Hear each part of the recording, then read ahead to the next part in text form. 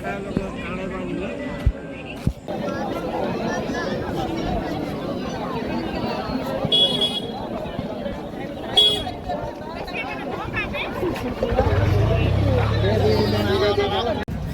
গেছি উরমা স্টেশনে।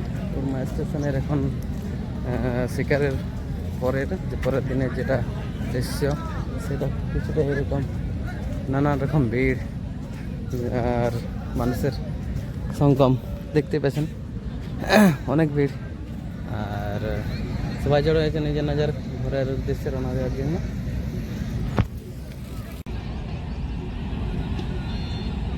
নমস্কার, আমি বাবলু মাহাতো। আরও একটি নতুন ভিডিওতে আপনাদেরকে স্বাগতম। একটি নতুন ভিডিও, একটি নতুন অ্যাডভেঞ্চার, একটি নতুন এক্সপ্লোরার ভিডিওয়ে আপনাদেরকে স্বাগত জানাচ্ছি। তো চলুন ভিডিও শুরু করা যাক।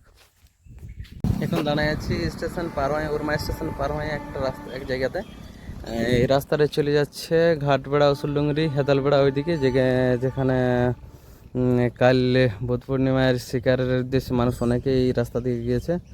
আর স্টেশনের সবাই নেমে এই রাস্তা দিয়েই, প্রায় সবাই, অধিকাংশ লোকেই যারা দূর দূরান্ত থেকে আসে তারা এই রাস্তা দিয়েই শিকারের উদ্দেশ্যে অযোধ্যা পাহাড়ের দিকে রওনা দেয়। আর কাল বুধ পূর্ণিমা পার হয়ে গেছে, তো শিকারের যারা গিয়েছিল তারা অধিকাংশ সবাই ফিরে আসছে এই রাস্তা দিয়েই। তো দেখি এই রাস্তা দিয়ে যাওয়া যাক, কোথায় কাকে পাই কিংবা কী করি সেটা দেখছি।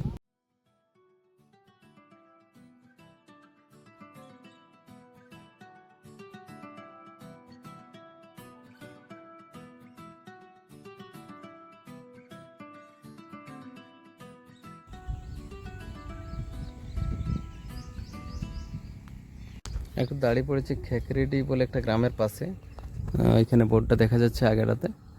আর আমি এখানে দাঁড়িয়েছি, একটা জুনিয়র স্কুল আছে এই পাশে, যেটা মনে হয় পরিত্যক্ত, এখন আর ব্যবহার হয় না। তো যেটা বলার জন্য দাঁড়িয়েছি যে অতীতকালে যে শিকারের যে একটা সংজ্ঞা ছিল, যেটা রক্তপাত, খুনোখুনি বলতে এই পশু হত্যা, এইসব ব্যাপার নিয়ে, সেই জিনিসটা এখন আর নেই।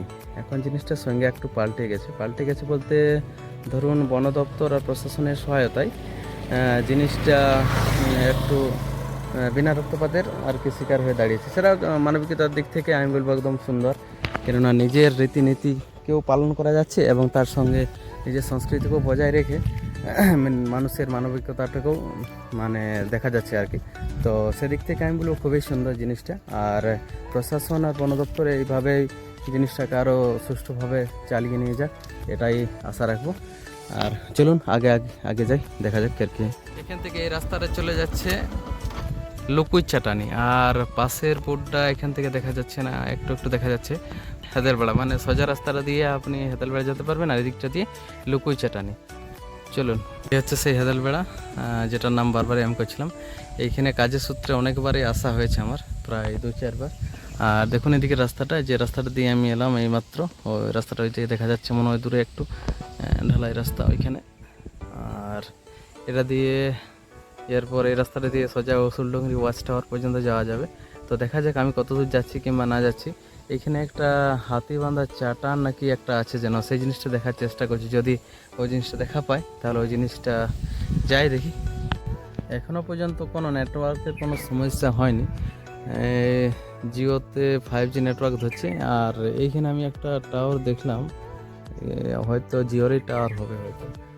আর কল, SMS, হোয়াটসঅ্যাপ সবই চলছে, নেটও ওই ম্যাপও দেখা যাচ্ছে, এখানে কোনো অসুবিধা নেই, নেটের দিক থেকে সব ঠিকঠাক। এয়ারটেলটা হয়তো একটু অসুবিধা করতে পারে, কেন এয়ারটেলে একটু কম দেখা যাচ্ছে ইয়াগুলো, নেটওয়ার্কের সাইনগুলো। তো জিওতে পুরোপুরি নেটওয়ার্ক আছে। এখান থেকে খুনটাড়ে 3 কিলোমিটার, এই 3 কিলোমিটার রাস্তাটা পুরোপুরি পাহাড়ি রাস্তা, যেটা একটু আপ আর অনেকটাই খাড়া আর কি। আর কিছু কিছু জায়গায় টার্নিংটা একটু বেশি। দেখুন এই রাস্তাটা সোজা চলে যাচ্ছে খুনটাড় হয়ে, ঘাটবেড়া হয়ে একেবারে হাটতলার দিকে, উরমার দিকে। উপরে গেলাম না, এই হেতালবেড়ার থেকেই বাড়ি ফিরছি, কেননা উপর দিকটাতে আর সেরকম কিছু নেই বলতে শিকারের অধিকাংশ মানুষ এই নিচে নেমে গেছে এই রাস্তা দিয়েই।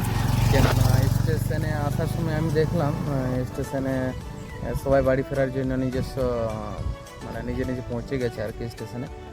আর কিছু কিছু মানুষ আছে যারা রাস্তার মধ্যে আছে এখনও, কিন্তু যে মাঠটাতে শিকার উৎসবটা পালন হয় বিশেষ করে, সেখানে আর কিছুই নেই। আমি ওইখানে গ্রামে জিজ্ঞেস করে শুনলাম। আর যে পাথরটার ব্যাপার বলছিলাম, সে পাথরটা একটু এখান থেকে দূরে, তাই আর সেখানেও গেলাম না।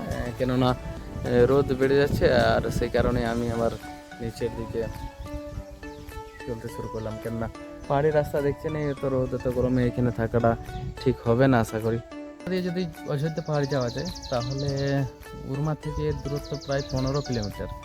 আর আমরা যদি বলরামপুর দিক থেকে যাই, সেদিক থেকে রাস্তা ভালো, কিন্তু দূরত্বটা অনেকটাই বেশি, প্রায় 45 কিলোমিটার মতো।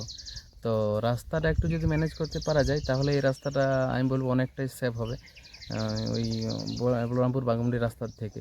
কেননা এখান থেকে আপনারা উরমা থেকে যদি জার্নি শুরু করেন, 15 কিলোমিটারের মধ্যে আপনারা bus stand, Ayodhya bus stand পৌঁছে যাবেন। কিন্তু ওই দিক থেকে প্রায় 45 থেকে 50 কিলোমিটারও বেশি।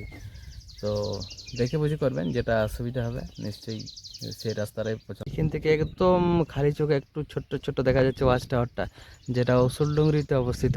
ওইখানে ওইখানে তার আশেপাশে এই শিকার উৎসবটা হয়ে থাকে।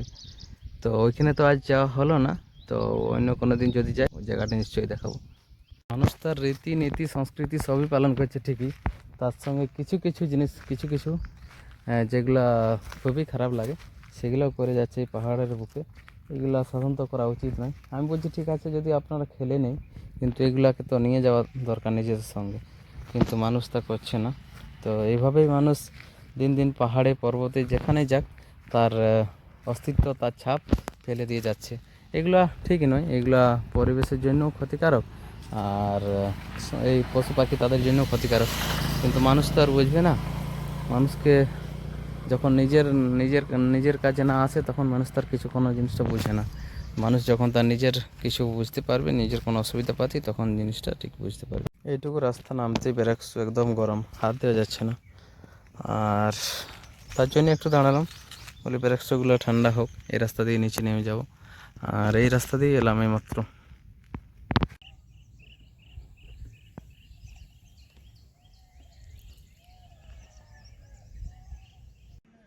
অযোধ্যা যাওয়ার সব থেকে পাশের স্টেশন, যেখান থেকে হেঁটে শিকারের উদ্দেশ্যে যাওয়া যায়, সেটা হলো উরমা।